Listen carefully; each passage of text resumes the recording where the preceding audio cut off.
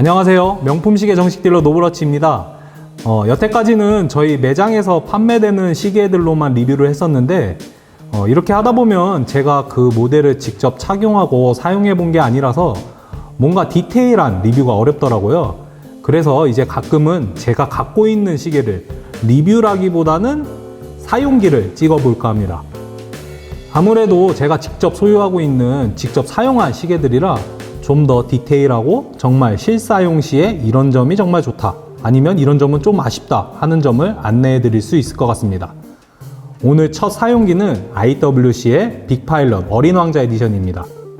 일단 제가 이 제품을 구매한 지는 한 3년 정도 된 것 같고 이 모델은 지금도 판매되고 있는 현행 제품입니다. 가격은 현재 정가 기준으로는 1,740만원이네요. 간략하게 사이즈 먼저 설명해 드리면 케이스 사이즈는 직경 46.2mm, 두께는 15.6mm, 러그 폭은 22mm, 그리고 러그 투 러그 사이즈는 56mm로 일반적인 시계들보다는 좀 크고 두꺼운 사이즈를 갖고 있습니다. 일단 디자인 자체가 굉장히 터프하고 눈에 띄죠. 정말 흔치 않은 46.2mm의 큰 케이스 사이즈와 이 어린 왕자 에디션만의 특징인 블루 컬러 다이얼이 이 큰 케이스를 가득 채우고 있어서 시원시원하고 남성스러운 느낌이 강하게 납니다. 이 모델 같은 경우는 제가 아직 정식 리뷰를 하지는 않았는데 이제 디테일한 디자인이나 스펙 같은 건 제가 정식 리뷰를 할 때 좀 더 자세히 살펴보도록 하고요. 일단 오늘은 대략적인 디자인과 제가 사용해 보면서 느꼈던 이 시계만의 특징 및 장단점 위주로 설명해 드리겠습니다. 일단 디자인 자체는 크게 호불호가 갈리지 않을 것 같은데 이 46.2mm라는 큰 사이즈 때문에 조금은 이 사이즈에서 오는 호불호는 조금 갈릴 것 같네요. 저는 개인적으로 덩치도 좀 크고 워낙에 큰 시계를 좋아하는 편이라 디자인과 크기는 아주 마음에 듭니다. 그리고 또 제가 개인적으로 마음에 들었던 점은 이 칼리버 넘버 52110의 인하우스 무브먼트, 좀 더 정확히 말하자면은 세븐데이즈 파워 리저브입니다. 일단 저 같은 경우는 시계가 여러 개가 있고 여러 시계를 번갈아 가면서 착용을 하는데 아마 저처럼 시계가 여러 개 있으신 분들은 공감을 하실 거예요. 보통 거의 대부분의 시계들은 30시간에서 60시간 정도의 파워 리저브를 지원하는데 그런 시계들은 다른 시계를 착용하다가 며칠 만에 착용하려고 보면은 거의 대부분의 시계가 멈춰져 있어서 시간이나 날짜를 다시 세팅해야 돼서 이 부분이 조금 귀찮은데 이 빅파일럿은 세븐데이즈를 지원하기 때문에 웬만해서는 시계가 멈추는 일이 없어요. 그래서 저처럼 귀찮은 걸 싫어하시는 분들이나 시계가 여러 개 있어서 번갈아 가면서 착용하시는 분들에게는 이 세븐데이즈의 파워 리저브가 정말 큰 장점이라고 생각되실 겁니다.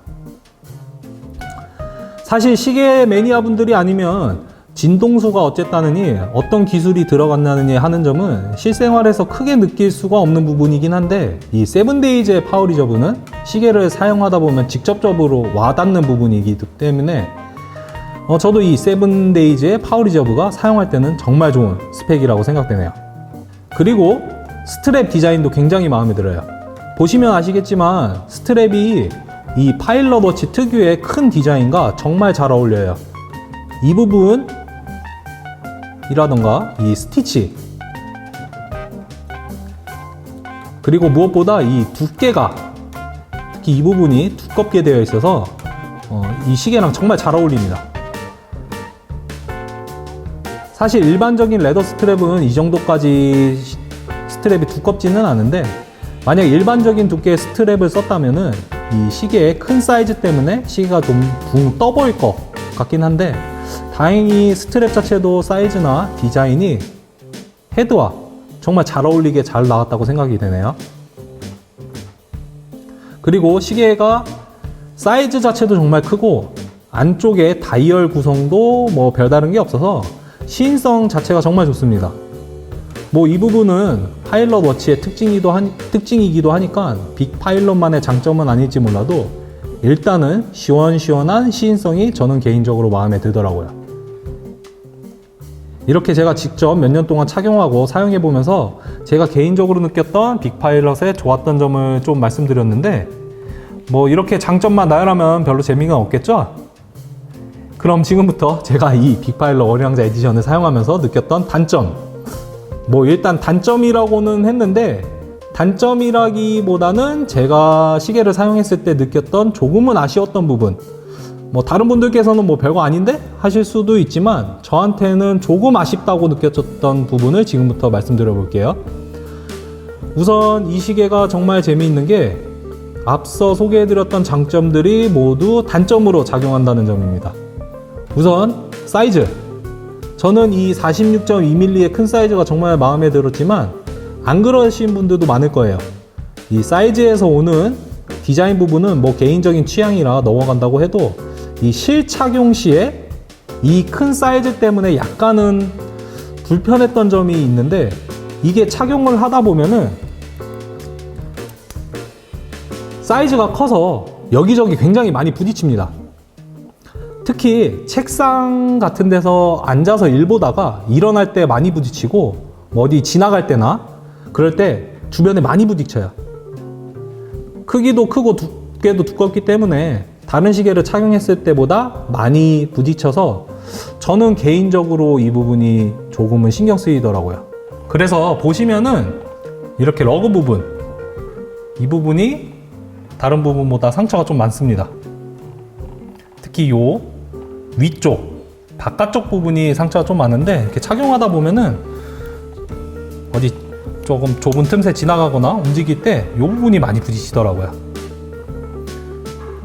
그래서 이 부분이 조금 아쉬웠고, 이 크라운도 이 크라운은 또 IWC 빅파일럿 라인의 트레이드 마크라고도 할 수 있을 만큼 디자인도 멋지고 눈에도 확 띄는데 조금 크게 디자인되어 있어서 이 손등 부분이 조금 아파요. 손등 부분이, 이 부분이 많이 아프더라고요. 뭐 파일럿 워치의 기능성, 즉 비행기를 조종할 때 장갑을 껴서 장갑을 낀 상태로 쉽게 시계 조정이 가능하게 하기 위해 이 파일럿 워치는 이 크라운을 크게 디자인해야 된다는 거는 알겠는데, 아마 이 워치는 비행기 조종사분들보단 저 같은 일반인 분들이 훨씬 많이 착용하실 거예요. 그리고 저 같은 경우는 이 시계를 조금 앞으로 이렇게 앞쪽에 착용을 하는데, 그러면 이 크라운이 손등의 이 부분에 계속 닿아서 특히 손을 이렇게 짚거나 할 때 이 부분이 좀 아프더라고요.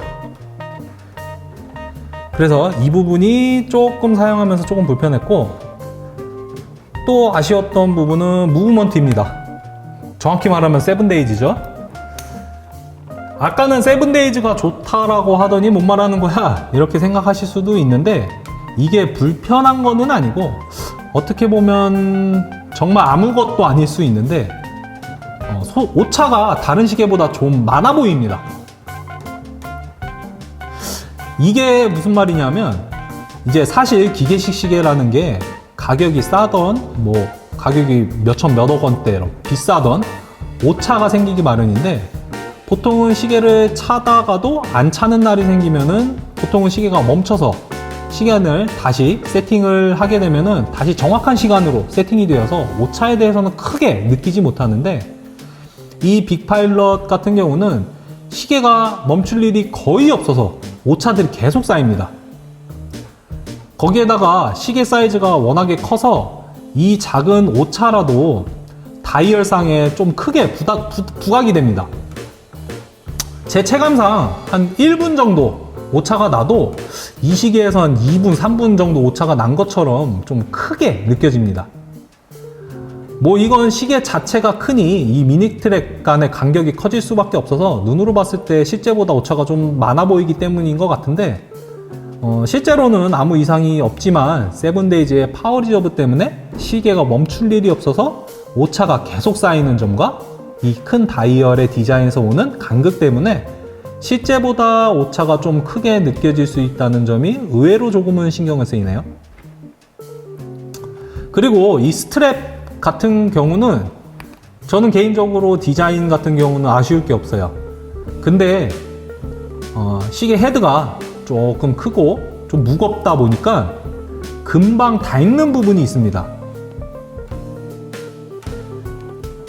특히 이 부분,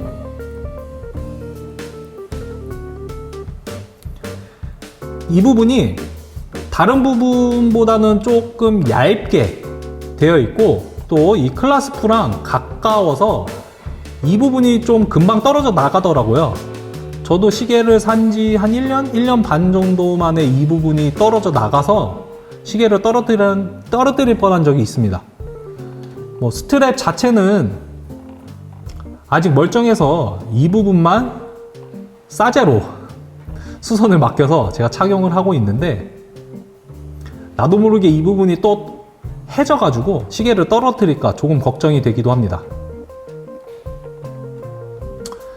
그리고 다이얼을 보면은 일단 다이얼과 인덱스가 시인성이 정말 시원시원하게 좋기는 하지만 조금은 휑하게 느껴질 수도 있고, 무엇보다 이거는 정말 개인적인 취향인데, 이제 이 빅파일럿 구형 모델처럼 이 인덱스, 양각의 인덱스를 사용했으면 어떨까?